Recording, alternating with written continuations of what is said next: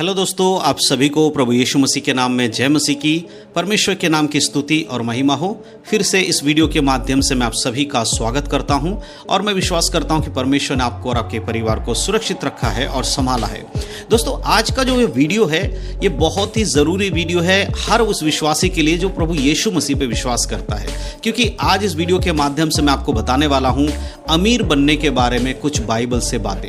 जी हाँ दोस्तों, आज मैं आप कैसे अमीर बन सकते हैं या बाइबल अमीर बनने के बारे में क्या कहती है, क्या एक विश्वासी को अमीर बनना चाहिए कि नहीं चाहिए, एक विश्वासी को पैसे वाला होना चाहिए कि नहीं होना चाहिए, इस विषय पर मैं ये वीडियो बनाने वाला हूँ। तो वीडियो को बड़े ध्यान से देखिएगा, सुनिएगा, ताकि आप इन बातों को समझ सकें। क्योंकि पिछले कुछ दिनों से मेरे पास यूट्यूब के माध्यम से या बाकी सारे जो सोशल मीडिया के माध्यम से बहुत सारे लोग इस तरह के प्रार्थना विषय भेज रहे थे कि ब्रदर हमारे लिए प्रार्थना करिए ताकि हम अमीर बन जाए, हमें गाड़ी मिल जाए, हमें बंगला मिल जाए, हमारे धन संपत्ति बढ़ जाए। इस प्रकार से बहुत सारे जो विषय हैं मेरे पास लगातार आते रहते हैं।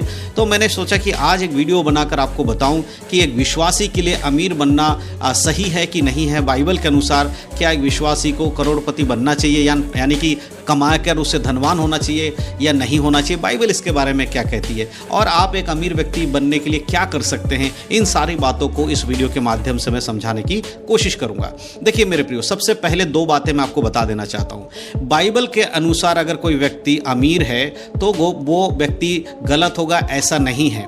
या एक विश्वासी अगर धनवान है, पैसे वाला है, जो यीशु मसीह पे विश्वास करता है लेकिन उसके पास बहुत सारी धन संपत्ति है, तो वो गलत व्यक्ति है, ऐसा नहीं है। या फिर एक व्यक्ति जो गरीब है, यीशु मसीह पे विश्वास करने के बाद उसको उसके बिजनेस में बहुत सारे फायदा हुआ या नौकरी अच्छी है जिसके द्वारा वो बहुत अमीर आदमी बन गया, तो ये भी क्या गलत है? नहीं। बाइबल के अनुसार ये दोनों चीज़ें गलत नहीं है। धनवान होना बाइबल कभी भी आपको गलत नहीं ठहराती। धनवान एक व्यक्ति हो सकता है, कोई प्रॉब्लम नहीं है।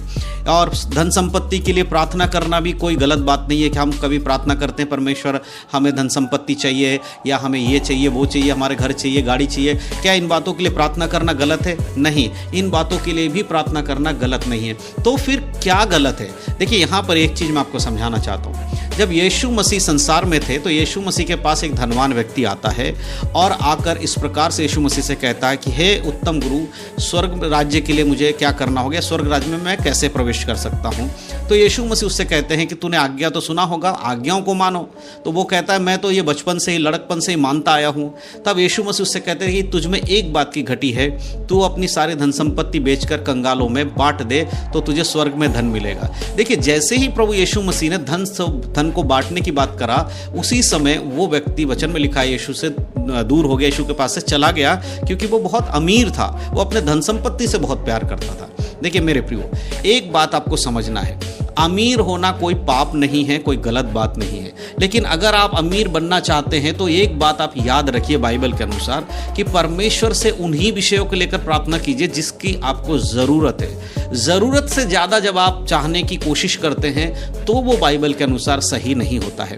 अगर आपके पास घर नहीं है, आप किराए के मकान में रहते हैं, आप प्रार्थना करिए कि प्रभु मेरा अपना एक घर होना चाहिए, मुझे अपना एक घर दीजिए। तो परमेश्वर आपके लिए मार्ग खोलेगा, आपको एक नया घर देने के लिए परमेश्वर रास्ते देगा, तो कोई गलत बात नहीं। लेकिन आपके पास ऑलरेडी रहने के लिए दो तीन घर हैं या एक घर है, लेकिन आप प्रार्थना ये कर रहे हैं कि मैं 4 घर और बना लूँ, बहुत सारे घर बना लूँ, उसके बाद उन घरों को किराए पे चढ़ा दूँ। मतलब अपने जो चीज़ आपके पास है उसके बाद आप और उसी चीज़ को और बढ़ाना चाह रहे हो सिर्फ इस संसार के भौतिक आशीषों के लिए। तो इस तरह की प्रार्थना अगर एक विश्वासी करता है तो वो गलत होगा, क्योंकि आपकी चाह प्रभु की ओर नहीं परंतु संसार के धन दौलत के ऊपर है।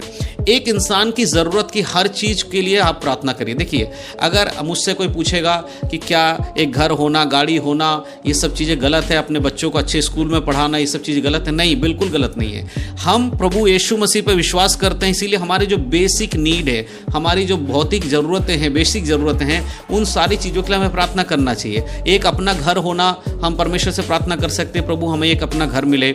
हमारे बच्चे हैं तो अच्छे स्कूल में एजुकेशन लेने के लिए उनको पढ़ा सके, इतना हमारे पास धन संपत्ति हो कि हम अपने बच्चों को पढ़ा सकें। अगर हमारे पास कहीं आना जाना है तो एक नॉर्मल एक कार हो जिससे कि हम आना जाना कर सके, या कोई एक गाड़ी हो, इस प्रकार से आप प्रार्थना कर सकते हैं। लेकिन जब आप बहुत सारी चीज़ों को रखकर सिर्फ अपनी भौतिक ज़रूरतों के लिए प्रार्थना करते हैं, वो बाइबल के अनुसार नहीं है। दूसरी चीज़, बहुत बार लोग अपने फायदे के लिए अमीर होना चाहते हैं, लेकिन अगर आपके पास परमेश्वर धन संपत्ति दे रहा है तो उस धन संपत्ति से आप दूसरों की मदद करने की कोशिश करिए। आज बहुत सारे विश्वासी लोग प्रार्थना करते हैं, परमेश्वर उन्हें आशीष देता है, उसके बाद जब उनके पास धन संपत्ति आ जाता है तो वो दूसरों की मदद करने की वजह पैसे को ब्याज पे लगाकर उसका ब्याज खाते हैं।